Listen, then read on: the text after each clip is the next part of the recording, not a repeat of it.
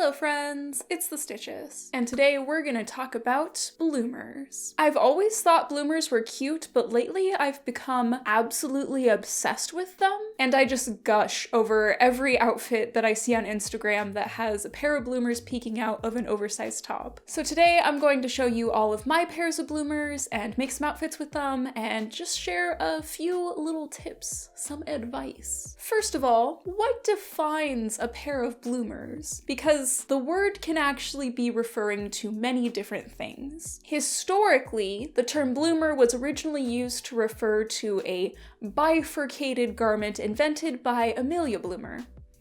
Wonder where she got the name from. Historical bloomers have a surprisingly short but kind of weird history that I could honestly dedicate a whole video to. However, our modern interpretation of bloomers actually evolved out of the pantalette. These were early bifurcated undergarments that were open at the crotch. I couldn't tell you when exactly the names bloomer and pantalette became confused with each other, but I do know that when I look at vintage sewing patterns, especially ones from like the 50s and 60s, and also especially children's clothing and like women's nightwear, there will be garments that look pretty much identical to the later bloomers that function like pantalettes. Contemporary bloomers are used as both undergarments and outer garments, and unlike the pantalette, is closed at the crotch. Because instead of serving as actual underwear like we would interpret that word in the 21st century, they're mostly used for modesty underneath dresses. Aesthetically, modern-day kawaii fashion bloomers often sometimes take inspiration from pumpkin pants, a relic of men's fashion from the 16th century. These days, I do sometimes see the words bloomer and pumpkin pant used interchangeably. For me personally, if a garment is made out of a light cotton or similar fabric and has an adjustable fit, then I will call them bloomers. If the garment is more tailored and made from more structured fabric, and the legs are gathered into fitted cuffs, then I will call them pumpkin pants. Now I'm gonna show you my collection of bloomers. We'll start with my shortest pair. This was originally a thrifted pair that I picked up at the Halloween section. Originally they were pretty boring, so I spent an absolutely ridiculous amount of time embroidering a strawberry design on them. I will include the tutorial that I used for the embroidery in the description, although I did deviate from it quite a bit. My next pair is from Memorandum. I absolutely adore their brand and their garments, so when they reached out to me to send me a pair of their Heirloom rose bloomers, I was absolutely thrilled. Especially since they had no idea that I had a whole video I wanted to make about bloomers just kind of sitting on the back burner. So when I got their email, I took it off the back burner.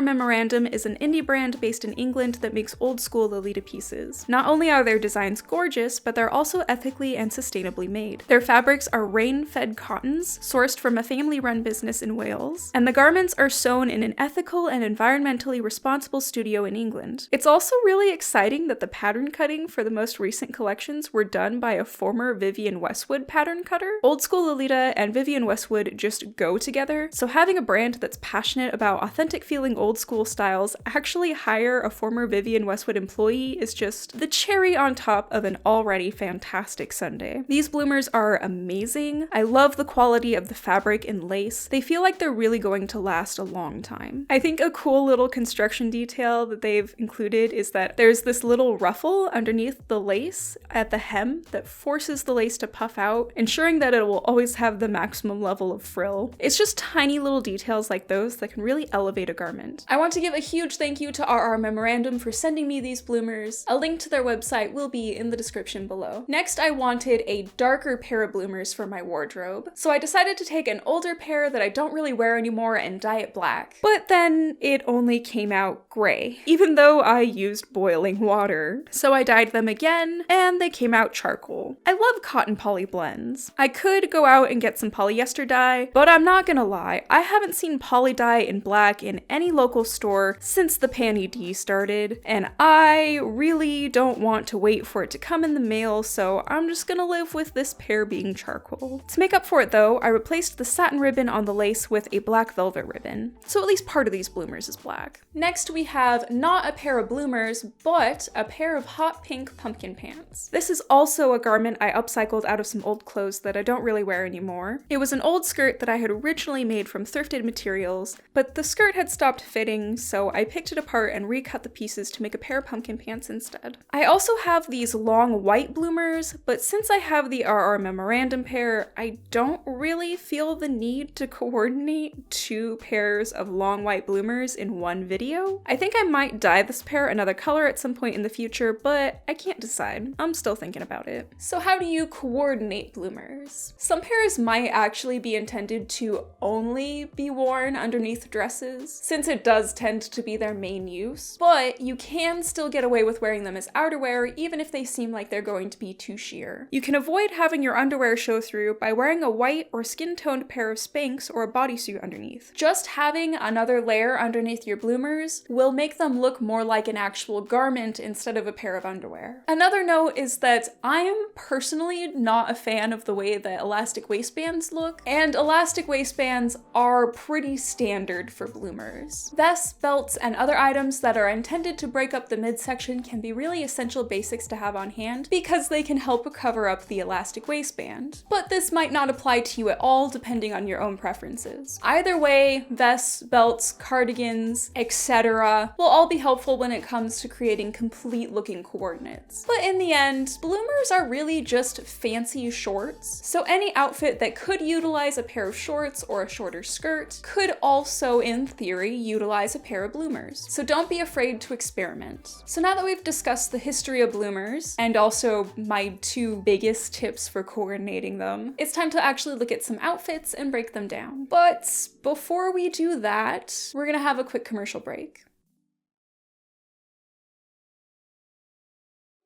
We're back, and now we're going to get to the most interesting part of the video, the outfits. I put together 4 looks for each pair of bloomers, and I have 4 pairs, so we have 16 outfits to get through. Hopefully, at least one of them will give you a little bit of inspiration. First, we'll look at the outfits I made with the RR Memorandum pair, because I feel like they're the most classic, traditional pair of Lolita bloomers I have, and they're probably going to be the most similar to what somebody who's already a Lolita fashion enthusiast might already have in their wardrobe. The first look is a very sweet, semi-casual coordinate. I've paired the bloomers with a secondhand Angelic Pretty Cut Sew, and I've carried the blue and white color scheme into my accessories, with a Baby the Stars Shine Bright head bow and some homemade sock toppers. You have to look really closely, but the lace on my sock toppers has little ducks on it.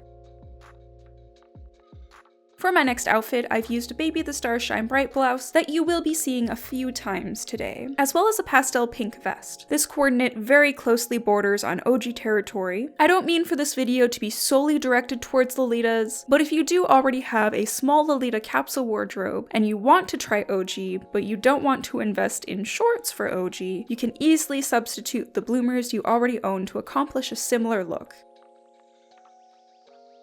Next, I have a more Cult Party K inspired outfit. I've layered a bunch of vintage loungewear, including an 80s bedcoat that I upcycled into a blouse. I also like using a big belt to hold everything in place and create some sort of silhouette. Again, belts and vests are essential basics for coordinating bloomers. Finally, I have a super casual look. Pretty much all of the outfits I'm showing you today are pretty comfy, but this is easily one of the most comfortable coordinates I put together. The red, pink, and white color palette fits perfectly into a Lovecore Valentine's Day type aesthetic, and my favorite detail is the homemade detachable collar that I literally just paired with this same exact sweater in my previous styling video. I am nothing if not consistent. I could obviously make so many outfits with this pair of bloomers, but let's go ahead and move on. Next, I'll be coordinating my charcoal pair, which is my second pair of long bloomers. My first outfit features an oversized tee from Empty Brains and Angel Brains. I mentioned at the very beginning of the video that I've been obsessed with oversized tees paired with bloomers, so of course I had to include an outfit like that. I've also got a mesh mock neck top layered underneath.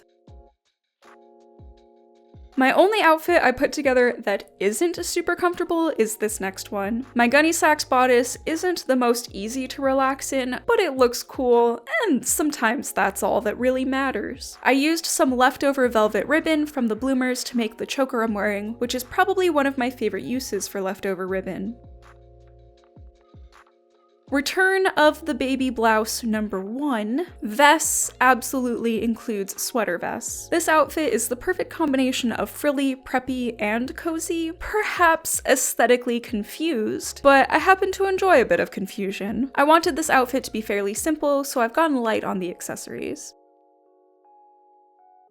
My last outfit with this pair of bloomers is my most casual. A Joy Division pullover probably doesn't seem like it would pair well with frilly bloomers, but the stark contrast between them, paired with slightly edgier accessories, creates a really interesting dynamic. This is another outfit that's immensely comfortable and probably the one I'm most likely to repeat.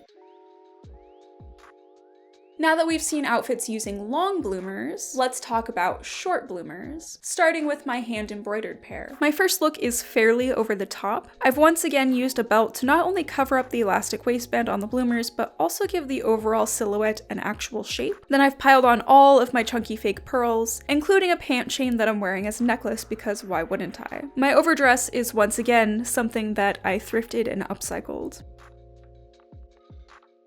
Next we have a much more simple look. I've matched the red in my strawberry embroidery with some thigh-high socks and a simple red cardigan that I'm wearing as a blouse. This is basically the same thing I would do to make a simple casual Lolita coordinate using a printed skirt, just using bloomers instead.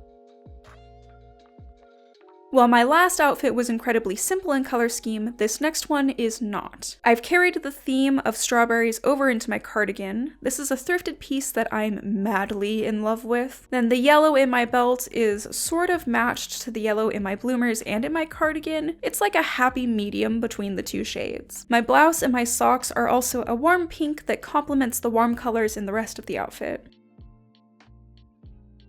The embroidery on these bloomers makes it really easy to build over the top outfits, but I wanted to have at least one comfy and casual outfit. My blouse and cardigan are both thrifted, and both loose and airy enough to really easily move around in. The way the shorter length bloomers just kind of peek out from underneath is incredibly cutesy. Finally, we've made it to the last pair of bloomers, which is actually a pair of pumpkin pants. For our first outfit, I felt like I was required to include at least one more traditional OG coordinate. The vest fabric might look a bit familiar. I made it with leftovers from my recent shorts project, so now I have a matching set. The pink in the plaid matches the pink bloomers, so of course I couldn't resist pairing them together. Also, this is the third time I have used this blouse. And now for something completely different. For a super casual but still incredibly cute outfit, I've paired my bloomers with an older Chris's Sparkles crop top and some bright pink socks. I like monochromatic outfits that utilize a wide range of shades. I feel like it makes it easier to get away with using all one color and still create a visually interesting coordinate.